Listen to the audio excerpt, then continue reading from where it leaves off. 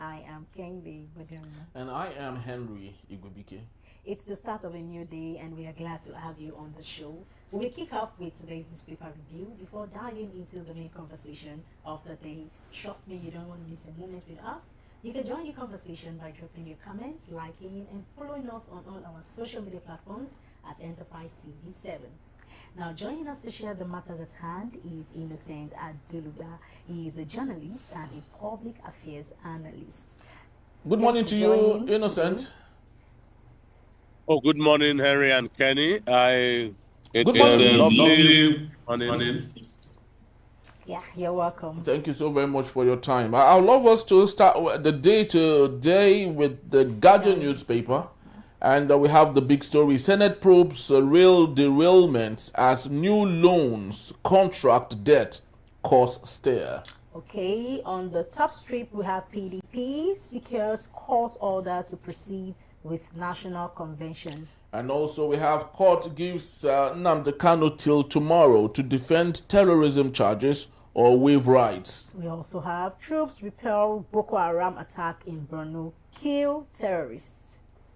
And also we have other growing matters. Federal government orders universities orders to publish yearly financial reports from Q1. We also have Tinubu declares emergency in police training institutions. All right, Innocent, I'd love us to start with Tinubu declaring emergency in police training institutions. We all know the debasing nature of our police force. They are not well paid. Their welfare is not well taken care of. And as a result of all of these and more mounting pressure on the Nigerian police personnel, we see what they do, which is not civil to some extent. So what do you think is the best bet to ensure that possibly the Nigerian police might look like a police from Netherlands, for example?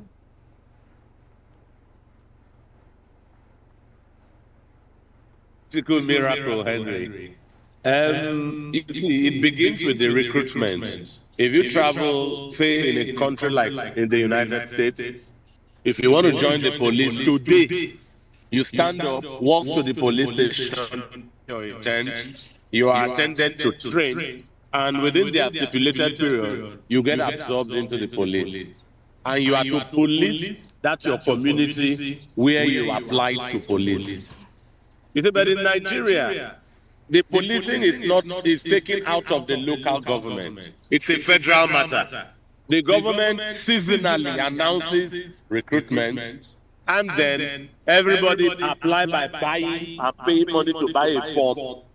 After which, it comes down to who you know before you can get in.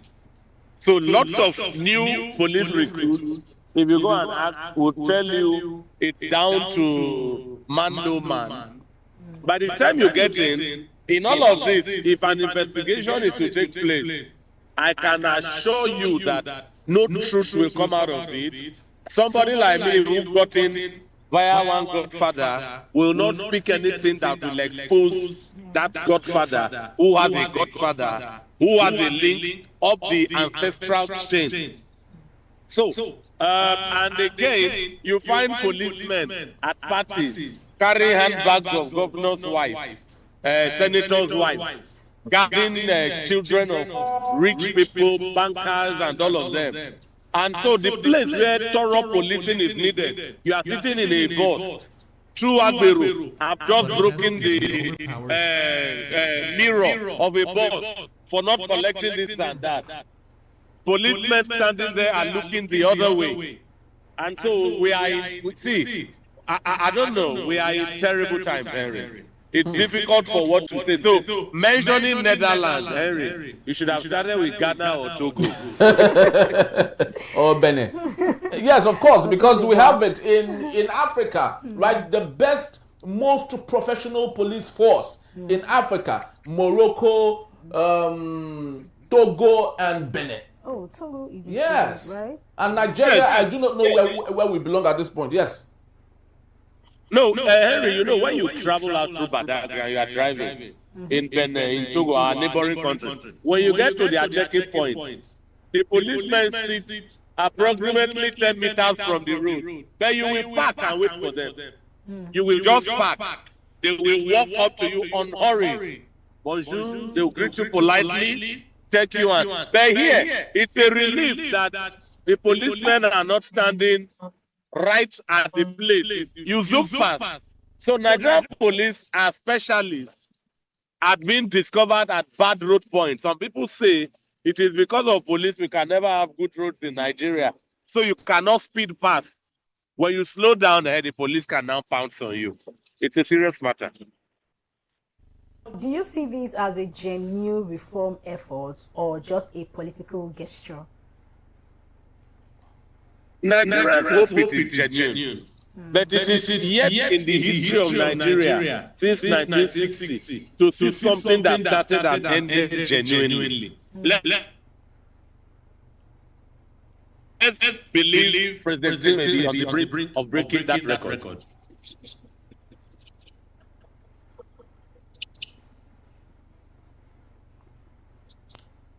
Are you Hello, there? are you there? Yes, we can hear you. Yes, I am. Yes, all right.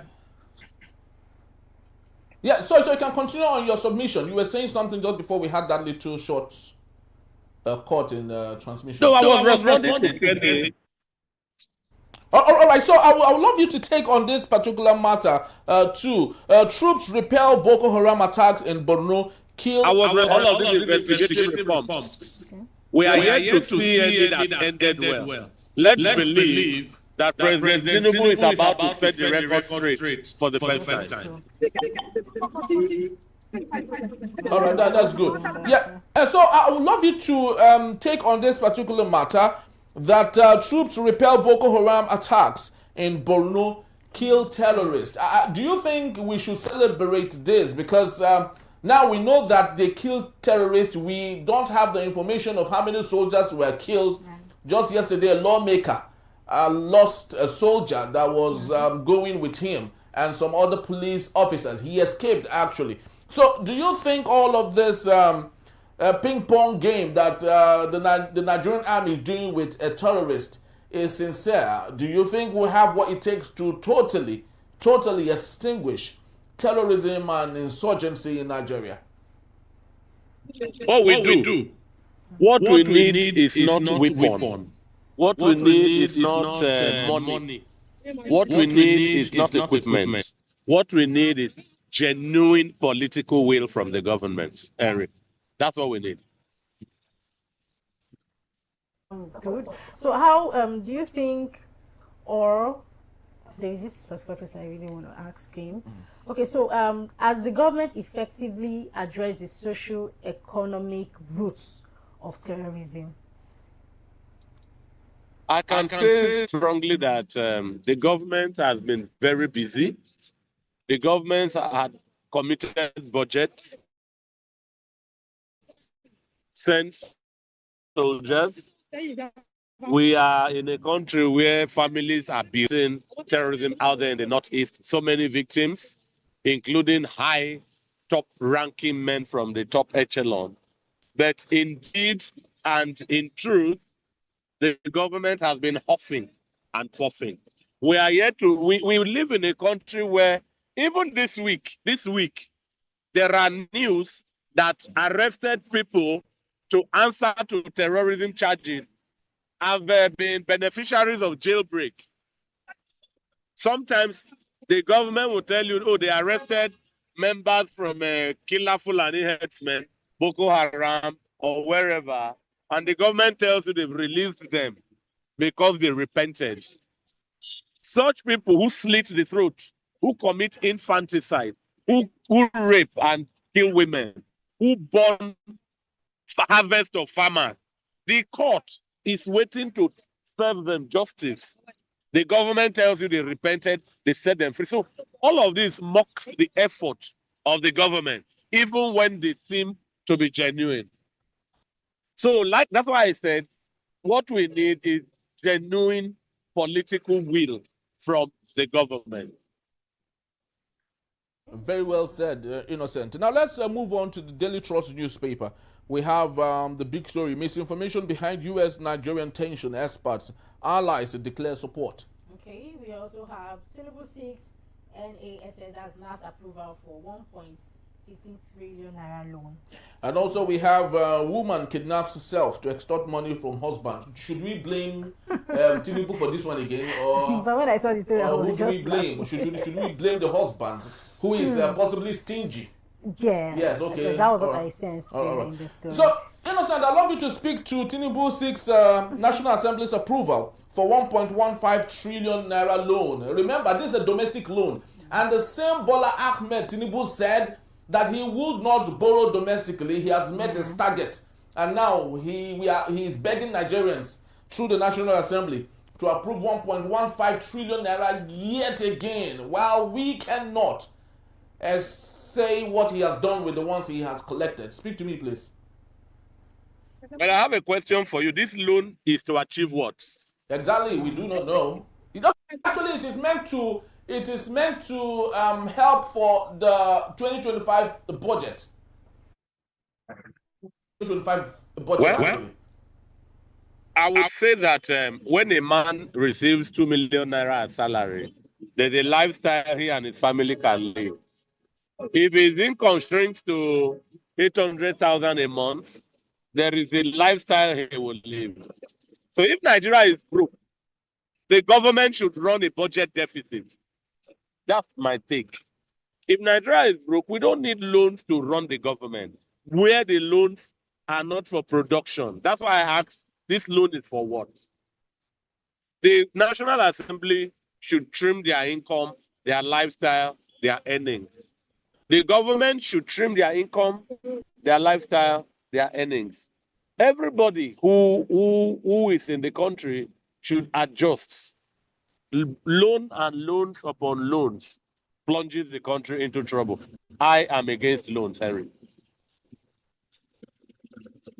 Innocent. I love you. Yes, you have a question for him. Yeah, but before then, borrowing a loan that you're not even done, like you're not done paying for those ones you borrowed in some months back, and now you're coming to borrow another one. Don't you think? So I'm going to point this question to you, Mr. Innocent. So don't you think these or what other alternative revenue options could reduce dependency or dependency on loans?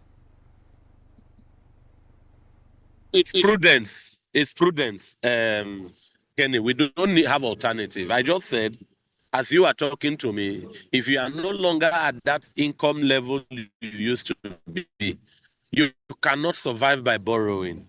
You will make adjustments. Do you understand? You will make adjustments. So if the Nigerian government is not on a sustainable income, you make adjustments. You don't keep borrowing on top of borrowing on top of borrowing. I don't think that that is something that can solve our problem. If the government, have you seen the visit of a governor to a place? You see, sometimes you count 30 vehicles convoy. And that governor in that state is part of the Nigerian government on loan. Why don't you go there with 4 or 5 vehicles and save about 26 or 20 vehicles and the cost of dragging that caravan along? It is prudence we need. Prudence. Financial prudence. We need financial prudence, not loan. The government's lifestyle of opulence, ostentation in the midst of what we claim we have. Look, if you are a lender and I'm borrowing from you and I'm not paying, and every day you see me fudgy, grooving, living large, and I come to borrow when I have a series of loans unpaid, you won't borrow me again. But because of the kind of government we run, I would like to say here that I believe that the subservient National Assembly will grant Tinubu the loan. This National Assembly, it remains to be seen if they can prove me wrong. They cannot refuse whatever President Tinubu asks of them. That's a very strong one there, very so punchy. As led by Senate President Godswill Akpabio, the man who did not even vie for election, but he is today our Senate President in the 10th Assembly. Innocent, speak to us on DSS sacks over 150 of its officers for different mischievous deeds they have committed. Now, the big question is, knowing that these people, the DSS is a special force, these people have gone through lots of training, they understand so much that common Nigerians do not know. How do you think these sets of people that have been chased out of the institution might be sanctified to work with ordinary Nigerians without taking advantage of them? Remember, they know so much and they might take advantage of the society. Anyway, I think that the DSS knows what they are doing. The DSS knows what they are doing. The men have been poached into our society.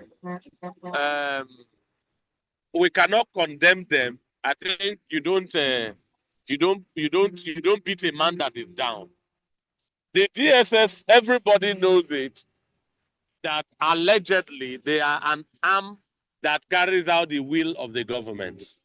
That's what people know them to be. So if they are coming down for being corrupt, there are some loopholes in the questioning department. Are these guys betraying or letting out some government secrets? Because sometimes some people can be painted in one brush. The details of their offenses, of their shortcomings, were they publicized so that we don't assess them based on conjectures, you know? But all in all, the DSS themselves, remember, are the government dogs for chasing down opposition, chasing down free speech, gagging people here and there. So I'm taking this news with a pinch of salt, Henry. We have more important thing in Nigeria than for me to worry about this kind of, I would rather set my nose on where, like you mentioned, Tinubu is being squeezed left and right by US and China. This particular segment, let's get to the more serious issues, like you did say, and it made the Punch newspaper for today. 15% tariff, Nigerians to pay 1 trillion naira extra for petrol yearly. And we have a write-down to that story. Fuel marketers oppose petrol price increase. Otedola, the capitalist, the billionaire, backs Tinubu's 15% tariff amid inflation. He further said that this would help us achieve the $1 trillion economy. Innocent, where do we stand as average Nigerians? Remember, we are not billionaires and millionaires. Otedola is a capitalist. He is trying to work to favor his own industry. 15% will do so much for him because that would ensure that his companies here will take advantage. So speak to me. Welfarism over economic growth, which is the most important here? Anyway, if you look at the